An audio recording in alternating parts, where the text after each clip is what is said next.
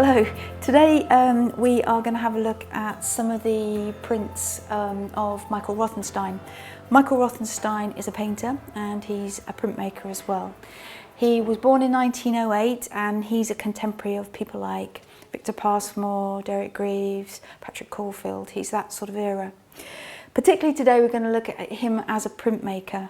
We've got a variety of different types of prints in front of us. So we've got etchings with aquatint, we have got woodcuts and linocuts, and again we've got a woodcut here and a screen print.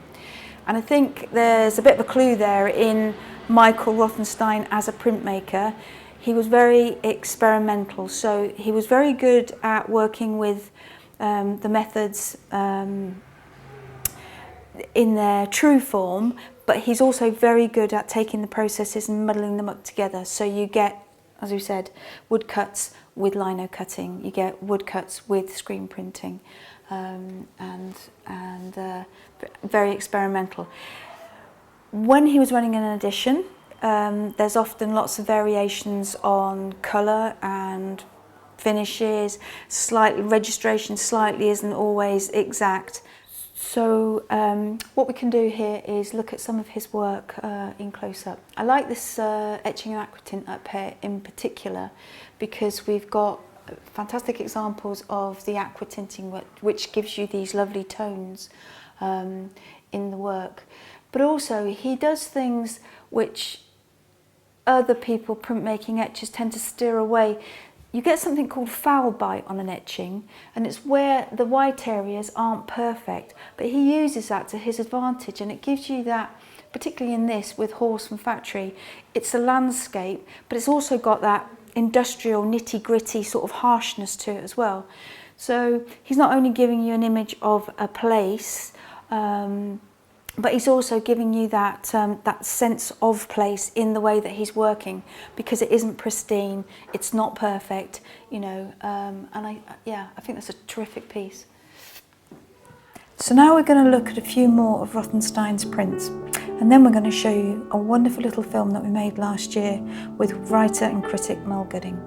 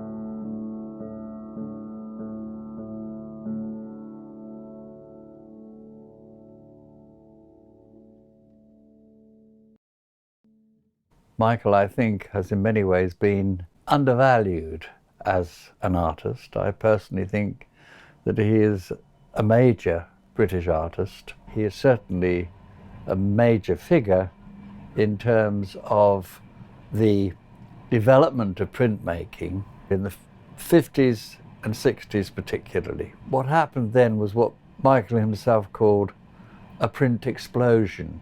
A lot of extremely good artists suddenly began to see possibilities in printmaking.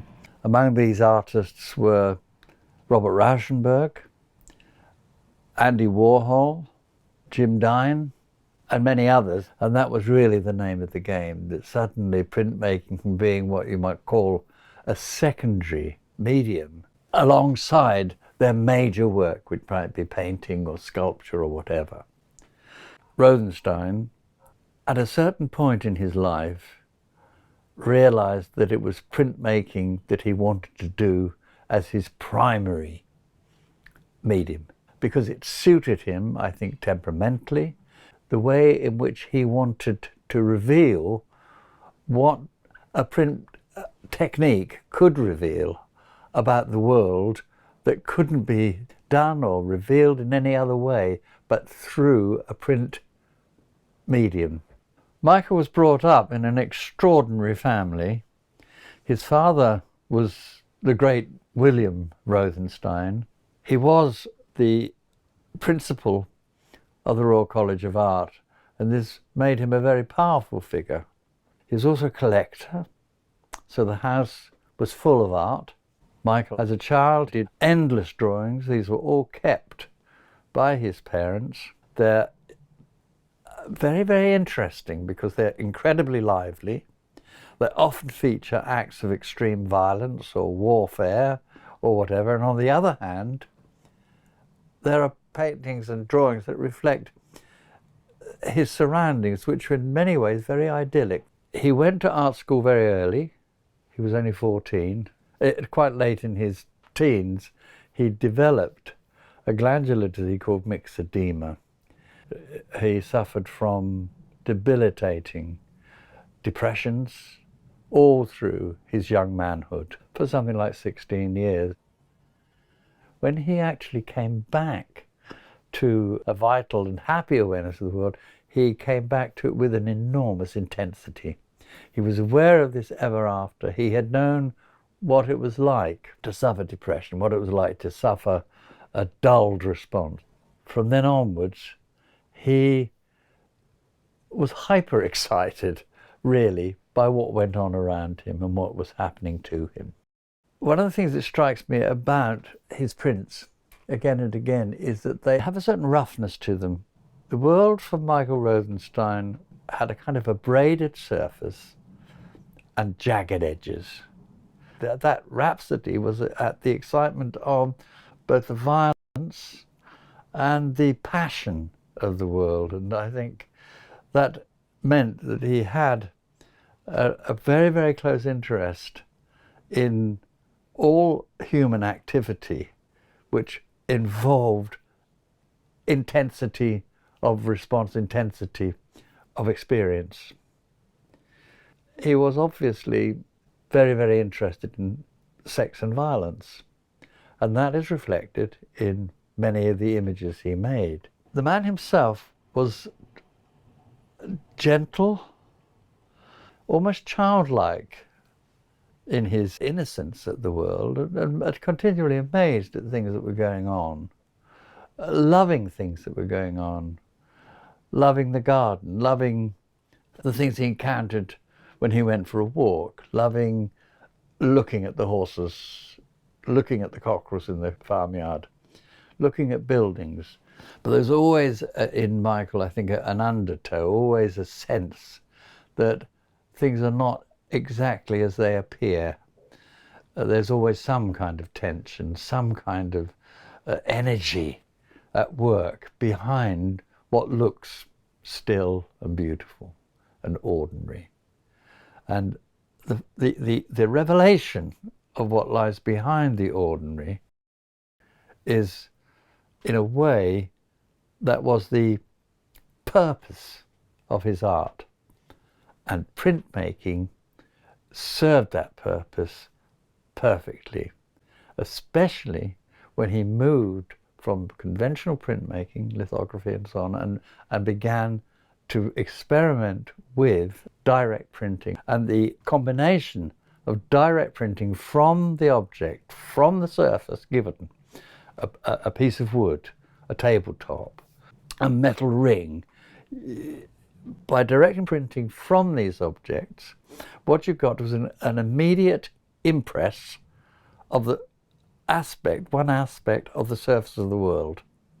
He made this marvelous remark that when he got onto direct printing, what he wanted to do was take a stencil of the face of reality. And also is what makes some of the prints so immediate and sometimes quite shocking that you wonder what it is. It's so alive so vital, so tactile. It seems to move beyond, shall we say, kind of ordinary aesthetics and into a kind of directness of relation between the surface of the print, the surface of the world, and your own apprehension of it. There's an immediacy, there's a vitality, there's a life to it, which is something very, very far removed from the rather genteel ways in which printmakers had worked before the war, before really people like Michael, but especially Michael Rothenstein, came along and absolutely shook printmaking to its foundations.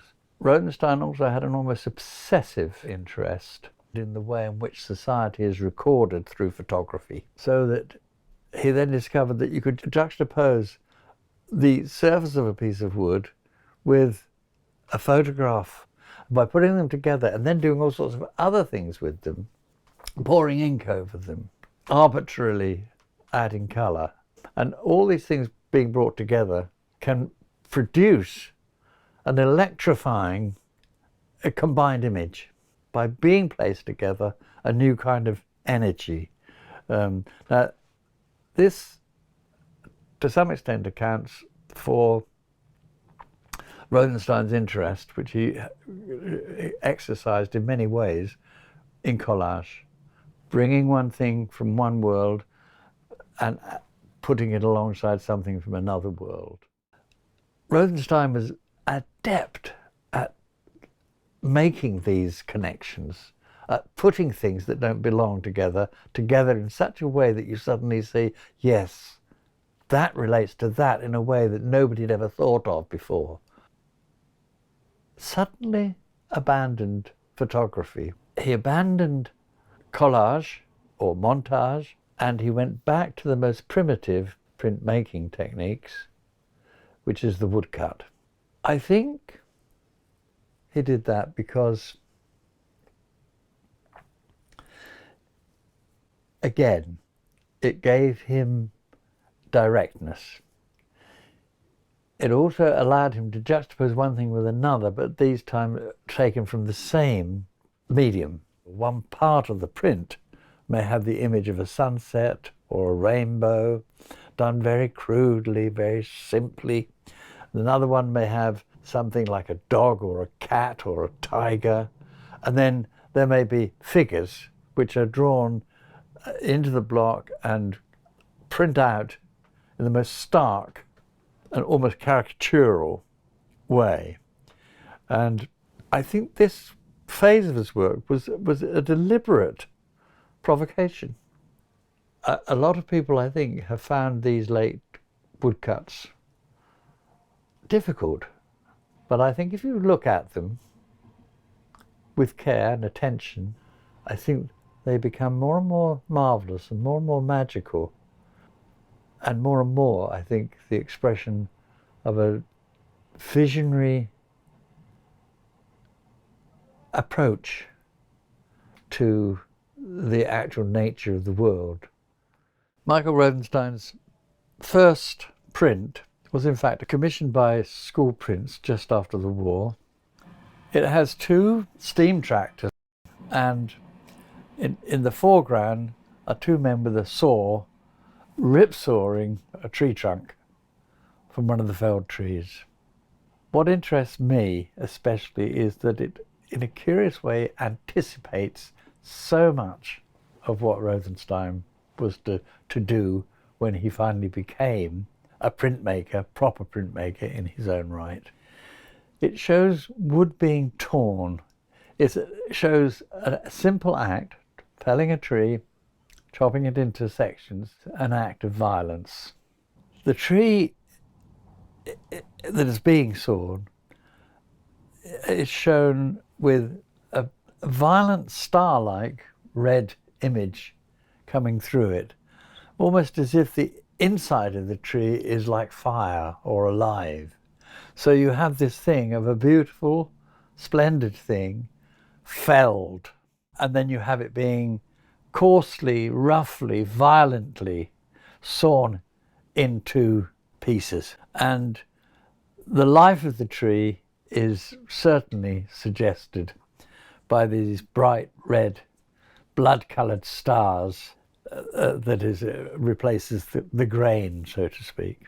It's an odd prefiguring of a preoccupation of Rothenstein's, which would find fuller expression much later.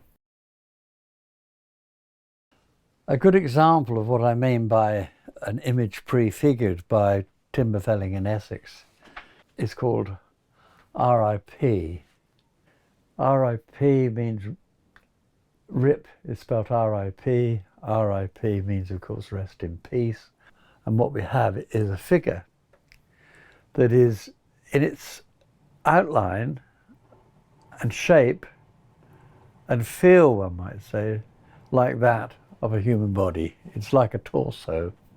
That is, so to speak, the wood, the soft wood, with the flow, living flow of the grain inside. And then in the gap, you have the photo offset saw. So there we have these rather monstrous things suddenly, which are ordinary things, have suddenly become monstrous representations of things which can wrench, tear, cut, rip. It's a much more abstract image in the sense that we have to make these connections. They're not pictured for us, but we have these various components of the picture relating to each other in a very alarming way, and a perfect manifestation of the theme of violence and of the difference between the mechanical tool used in the human engagement with the natural and the living, free-flowing, sinuous, soft beauty of the printed plank. Rothenstein was commissioned by the Recording of Britain. It was a project in which an effort was made to employ artists to record aspects of the British scene then, at a time of heightened patriotism, heightened sense. Such everyday things as railways, railway stations and so on might mean to people because they are, if you like, everyday symbols of a state of affairs or a thing that one wouldn't want to lose. What I like about it, of course, is that railway signals, railway bridges, gantries over the tracks and so on, they were chosen by Rothenstein himself. They're hardly, you know, picturesque reminders of rural Britain. But of course there's more to it than that, and as always, one of the things Rothenstein could do, he could look at anything without seeing something else. And he does that again and again in his prints. And he does it because the emblematic or the metaphorical imagination works in that way. It always sees something else in something. He started basically with some kind of signalling boards above a track, I guess, and he's turned them into 3 standing figures. We're being scrutinized by 3 mechanical monsters. And that really is one of those kind of experiences that we've all had, especially as children, seeing something in the fog that looks like something else, something strange, something perhaps menacing. That 3 figures is a recurrent, formal element in Rothenstein's work. It occurs again and again.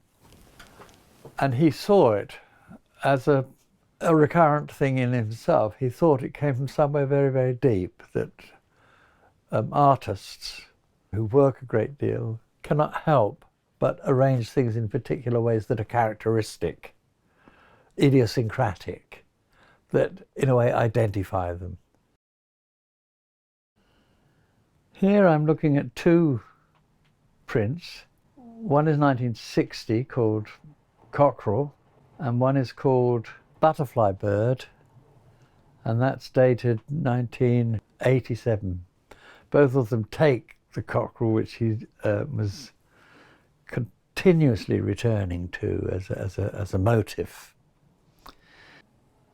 Rothenstein was very, very well aware of the splendour of the cock in the morning, that it was a symbol of potency, a symbol of aggressive sexuality and dominance and so on, things that fascinated him.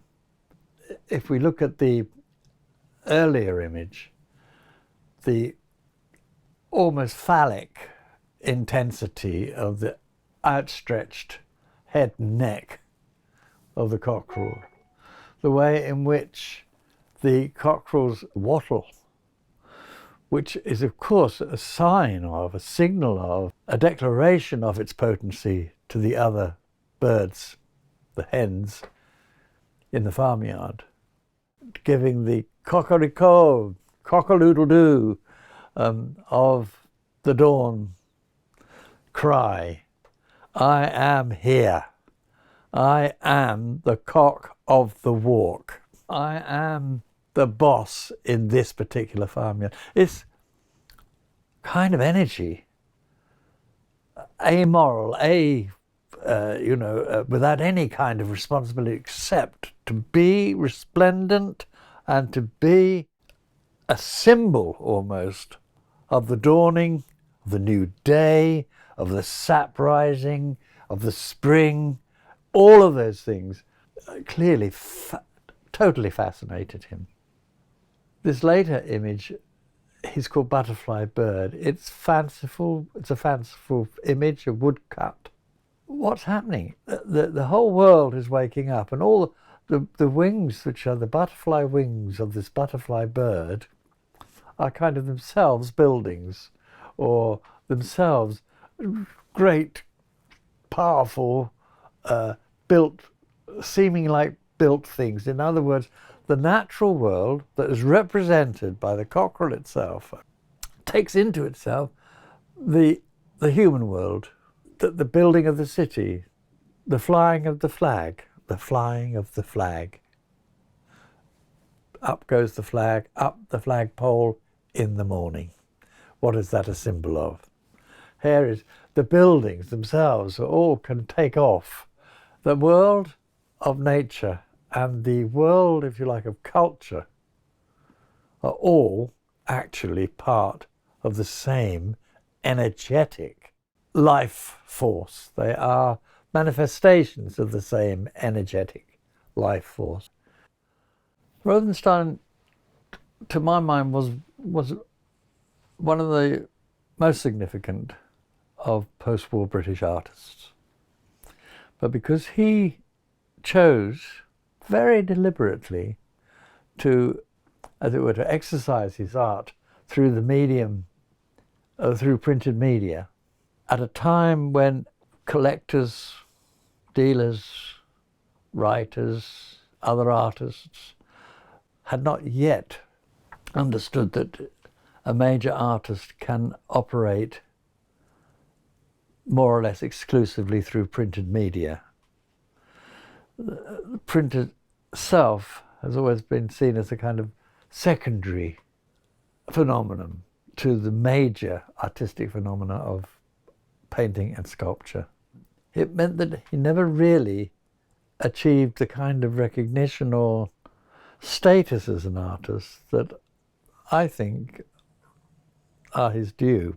Rothenstein was doubly disadvantaged by the fact that he worked in such various ways that people who'd seen various works, some works, lots of works, a few works, found it difficult to pin down what he did because, as I said, he was not constrained by any single idea of form or subject or style. And it's only now, I think, after the production of an extraordinary catalogue raisonné of his prints by Tessa Saidi, and by an exhibition such as this one, that people are beginning to see the work in its range, but more importantly, the work in its unity. That unity is thematic. That unity is a matter of mood and feeling.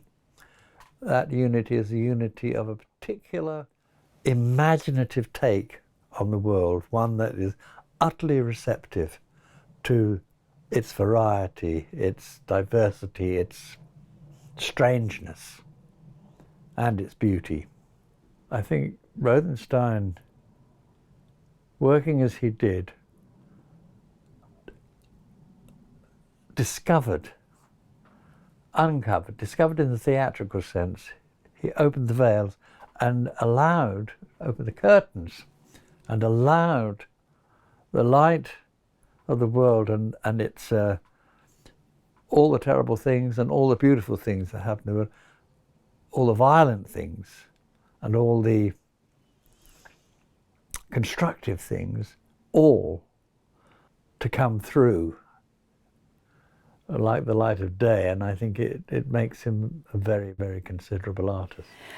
Not only do we represent the Rothenstein estate, we also have his amazing Colombian press down at the Goldmark Atelier, which is used and loved.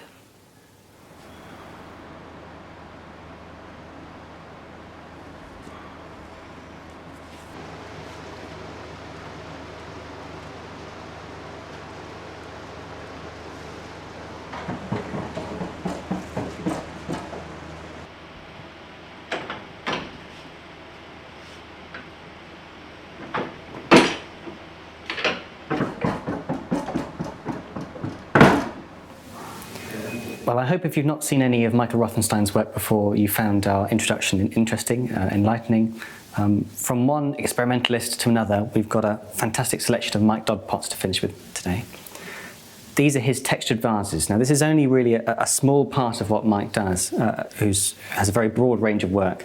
But I think it's a really interesting niche that he's worked in, and that really shows off what Mike does best, which is these many glazes. We've got a selection of different shapes and sizes here. These vases are really interesting to watch being made. Mike will throw a cylinder on his wheel, and then he might make some incisions or some decorations on the side. And then when the clay is still wet, he'll add some powdered clay around the edge and open up this cylinder. And as it opens, all that lovely texture from all that powder starts to peel away, and those incised lines start to open. And you get these beautiful cracks and crackles across the surface, which when combined with these lovely ash glazes that Mike likes to use, are these nucas, you get these wonderful sort of beautiful glassy effects across the surface of the pot. Now I'm going to show you in a minute a beautiful clip of Mike making one of these, so you can really get a feel for what's involved. And he'll also talk about some of the thoughts behind his working practice. But let's just have a quick look at these before we go there. Down here we've got a couple of lovely pots. These have both got a combination of a granite glaze and a nuca on top. You'll see on a couple of these we've got nuca around the shoulder. Mike is a real believer in using local minerals, local clays, local materials as much as possible. And if not those, then those found in the wild, rather than ordering from online. And it really shows in his pots. There's a real sort of mixture, there's a real sense of engagement with what potting is at a primal level. I love the granite glaze across this, but even more this nuca at the top. Now, nuca is traditionally made from rice husks. And the reason it is rice husks have a very high silica content. And silica is the mineral that gives glazes this sort of glassy feel. Now, normally you get a sort of very thick, opaque white, so very, very creamy colour with the nuca glaze. And that's because lots of that silica doesn't melt. There's so much of it that it fails to melt during the firing, and it gives it that kind of opaque, milky quality. But the lovely thing that nuca also does is you have it combining with these with ash glazes or other glazes, you get these beautiful blue colours, which we've got on the top here, and which we'll see in a couple of these other pots.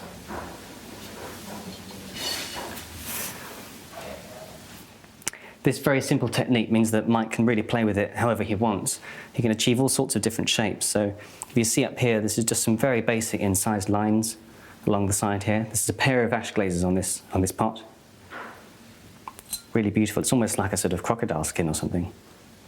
Or one of those dry salt flats with the cracked earth. And there's that nuke on the top again. But it also means that you can achieve some lovely shaped effects, like something like this, like a giant gourd, with these lovely sections across here.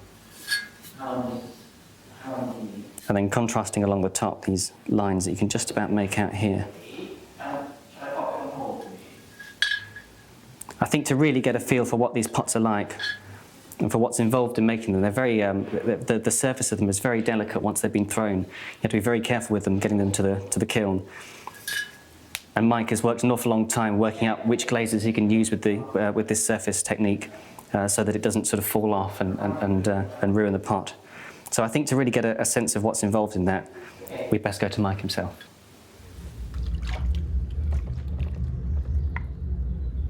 And people want things that are special to them, or of high quality, or that particularly enrich them. Like in Japan, for example, people don't buy a three-piece suite and spend 700, 800 quid on a three-piece suite. They spend 700 or 800 quid on a pot because it's more important to them than a three-piece suite. Now, we don't have quite that in our culture, but it's coming. And our people are beginning to appreciate the qualities that go into the making of pots. Yeah, it's interesting. When I first started potting, you know, you'd make a pot, and here you have this sort of, now what do I do with it? Where the hell, you know? And it occurred to me that in most countries there was a very rich symbology at one time of marks that meant something to people, whether it's to do with harvest, fertility, and so on and so forth. And nowadays, what do we got? Pound note? That's it. I mean, you know, or the dollar. We don't have marks. We don't have symbols. So I was thinking, okay, well, I want the marks to have some meaning for me. The first decoration I ever did, and it's a bowl, and what I did was to get a distemper brush and some local clay, dark slip, and I just went wavy round the pot. And the reason I did that is because I lived near the South Downs, and the South Downs were these sort of feminine rolling hills. So I did the same. And that was it, because that was my surrounding.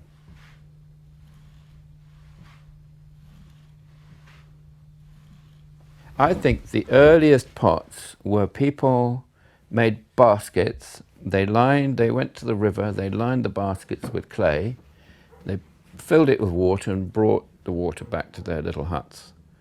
And one day, somebody smoking an early cigarette burnt down their hut, and what was left standing was this pot with wicker marks around it. But I may be wrong, but that's how I think pots started. And maybe that's how marks started, you know, because a lot of early pots seem to have that type of mark on.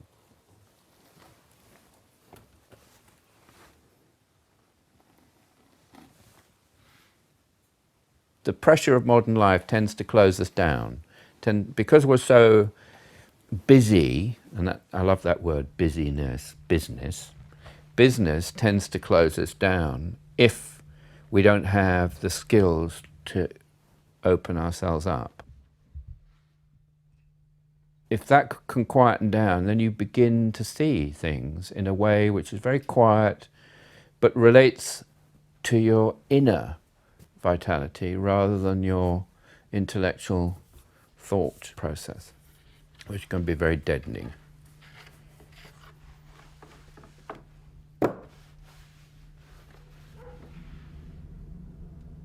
You have these little realizations, you know, little insights into something. And I remember I was teaching in Carlisle, and I was going in at Mutton, you know, had to get in at 9 o'clock in the morning, and I was driving in through the town, and there's this dreadful 1950s council building. And I was driving past one morning, and I actually noticed that my chest dropped inwards. I thought, that's interesting, what's going on here, you know? And then a bit later on, I was thinking, hang on, a minute. When you're inspired, you go, your chest rises. And why is it rise? Because you inspire, you take in breath, and that's where the word comes from.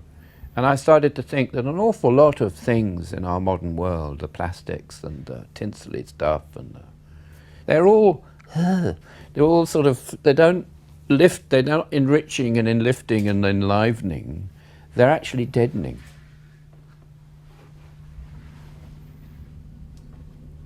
I can remember reading, I think, Brancusi in his old age, up in some flat in Paris, and somebody said, "Come on, let's go for a walk." He said, "No, I can't go for a walk."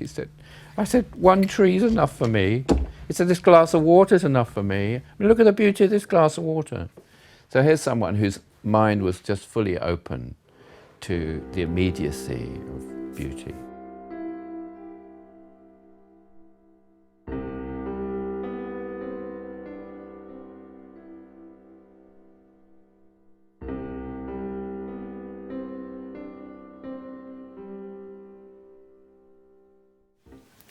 Well, I hope that you enjoyed that, enjoyed seeing what goes involved in making a pot like this. In fact, one of the very first pots that the V&A took of Mike Dodd's was one of these big textured vases. They described him as a potter who makes craggy pots, and I'm not sure he'd be so happy to hear that now. But it does show that these are really a beautiful part of what he does. That's going to be all from us for today. I hope that you tune in again on Friday. We'll be going out at 4 o'clock UK time. And again on Sunday this weekend. We've got some lovely things to show you. We're just trying to get into a rhythm of really showing what we've got here, some of the fantastic things that we would like to share with you. I hope you can enjoy them and enjoy with us again soon.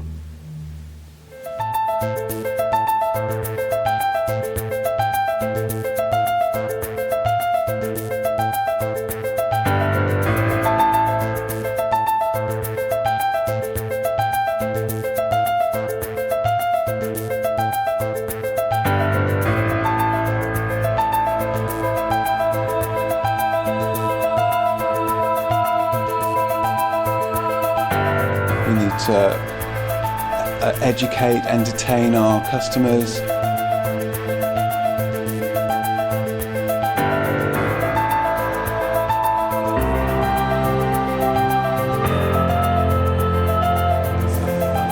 Okay, so now we're going to look at some other of his prints. He's thinking very seriously about stopping making pots. There's nothing forced, and I think his jogs are really the epitome of that. Hello, welcome to today's broadcast from the Goldmark Gallery. One of my most regular places to visit up in this part of the world is the Goldmark Gallery.